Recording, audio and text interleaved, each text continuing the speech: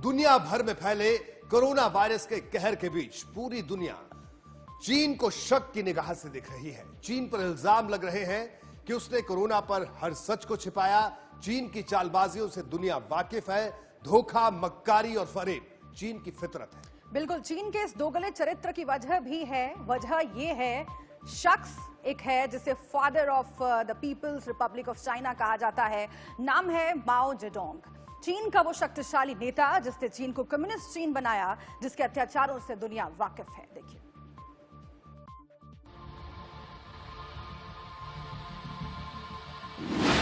माओ Zedong, वो नाम जिसकी फरेबी फितरत की बुनियाद में आज खड़ा है चीन। माओ जेडोंग, जिसकी शातिर सोच के वायरस से जन्मा है आज का चीन। माओ जेडोंग, चीन का वो सबसे शक्तिशाली नेता जिसने चीन को बनाया कम्युनिस्ट चीन। आज उसी माओ जेडोंग की कहानी आपको सुनाएंगे। बताएंगे आप आखिर कहां से जन्मा चीन की रगों में मक्कारी का वायरस। चीन की सत्ता पर काबिज कम्युनिस्ट पार्टी को दुनिया की सबसे धूर्त और शातिर पार्टी माना जाता है और चीन के राष्ट्रपति शी जिनपिंग को फादर ऑफ चीन कहे जाने वाले माओ जेडोंग की तरह चालाक कहा जाता है। माओ जेडोंग चीन का वो शक्तिशाली नेता है जिसने चीन में कम्युनिस्ट पार्टी के वर्चस्व की बुनियाद रखी थी। कम्युनिस्ट पार्टी के 70 साल के शासन में 27 साल माओ त्से तुंग ने सरकार चलाई। इस दौरान लाखों की संख्या में लोग अप्राकृतिक मौत मरे। माओ की नीतियों के कारण 1959 से 1962 तक भयंकर अकाल पड़ा। इसकी वजह से 3 से 4 करोड़ लोगों की जान गई। माओ के कई अन्य अभियानों की वजह से दुश्मनी और हिंसा बढ़ी। 1966 से 1969 की सांस्कृतिक क्रांति के दौरान युवाओं पर अपने माता पिता का अपमान करने, शिक्षकों को पीटने और पुस्तकों को नष्ट करने का दबाव डाला गया। चीन की प्राचीन सभ्यता के बुनियादी मूल्यों पर शायद ही इससे बड़ा कोई हमला हो सकता था। माओ बेहद ही क्रूर और शातिर इंसान था। उसकी जिंदगी के कई राज the private life of chairman Mao नाम की एक किताब में दर्ज हैं। आज उन्हीं किताब के पन्ने खुलेंगे और सामने आएंगे चीन के फरेबी चरित्र को बनाने वाले माओ जेडोंग के राज। ये किताब लिखी है माओ के फिजिशियन और बेहद करीबी रहे ली जीसुई ने, जिसमें माओ के अजीबोगरीब रहन सहन का खुलकर जिक्र किया गया है। माओ को डेंटल हाइजीन से कोई मतलब नहीं था। वो लगातार अपने डॉक्टरों और कार्यकर्ताओं के बीच भी ये स्वीकार करता था। उसका कहना था कि वो रोज सुबह उठकर गर्म चाय से दांत साफ करता है। डॉक्टर ली ने अपनी किताब में लिखा है कि चाय से दांत साफ करने का तरीका खास बढ़िया नहीं था। इसका रिजल्ट माओ के दांतों पर दिखा। उन पर काली हरी गंदगी जमी हुई थी और जल्दी ही उसके मसूड़े सड़ने लगे और उनमें मवाद बनने लगा। हालांकि तब भी माओ ने डॉक्टरों की सलाह को मानने से इनकार कर दिया।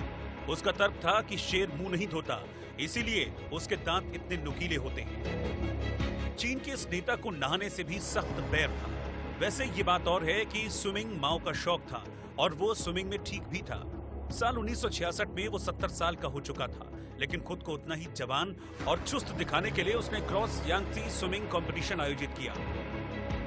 यांगत्से नदी पर आयोजित इस प्रतियोगिता में देश के 5000 तैराक शामिल हुए। प्रतियोगिता शुरू हुई और माओ जीत गया। दावा किया कि 70 साल के नेता ने 15 किलोमीटर की दूरी महज 65 मिनट में तय की, यानी हर एक सेकंड में 3.8 मीटर। दुनिया के सबसे बढ़िया तैराक भी इतनी तेजी से तैराकी नहीं कर सके। इसके बाद नेता के नदी पार करने का कोई वीडियो नहीं आया, लेकिन चीन के अखबार दावा करते रहे कि उनके पास सुपर ह्यूमन ताकत है, जिससे वो 70 साल की उम्र में भी किसी जवान से आगे हैं।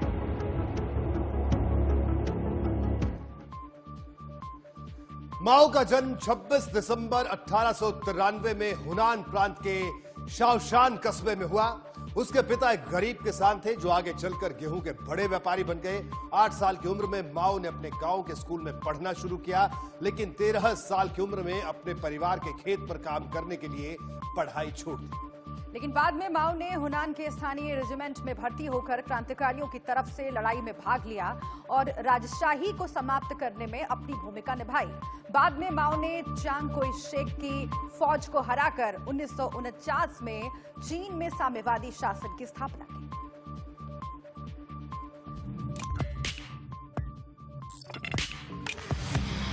माओ इतना ताकतवर था कि कोई उसका विरोध करने की हिम्मत नहीं करता था।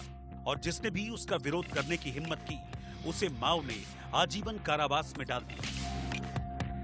माओ के करीबी ने अपनी किताब में लिखा है कि खेतों और जंगलों के बीच पले माओ को टॉयलेट के इस्तेमाल से भी परहेज था।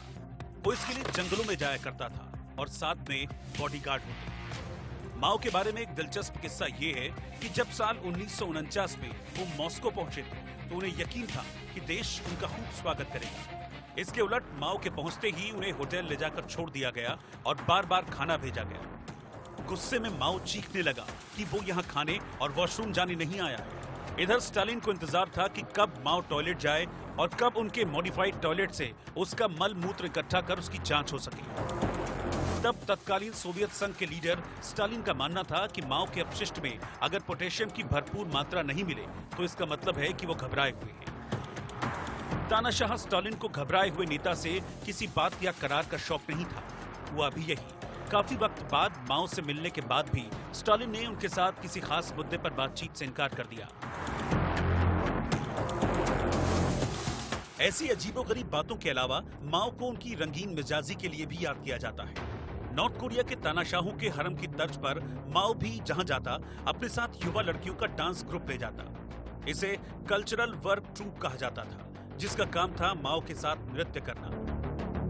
उम्र बढ़ने के साथ माओ में औरतों के साथ की इच्छा और बढ़ती चली गई और वो महिलाओं से घिरा रहने लगा। माओ के साथ रह चुकी बहुत सी लड़कियों को यौन रोग हो गया, जो कि उन्हीं से ट्रांसफर हुआ था। लेकिन युवतियों के लिए ये बैज ऑफ ऑनर था और कभी किसी ने खुलकर विरोध नहीं किया।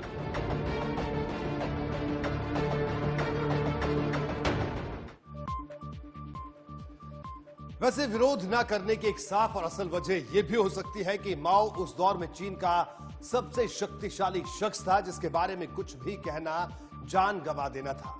इसका अंदाजा माओ के 4 पेस कैंपेन से लगाया जा सकता है। साल 1958 में माओ ने एक मुहिम शुरू की। इसके तहत खेती को नुकसान पहुंचाने वाले 4 जीव जंतुओं को मारने का फैसला किया गया। चूहे, जिनसे प्लेग फैलता है, मच्छर, क्योंकि वो मलेरिया फैलाते हैं, और मक्खियां, जो कि हैजा फैलाती हैं। इसके साथ चौथी गौरैया भी इसमें शामिल थी।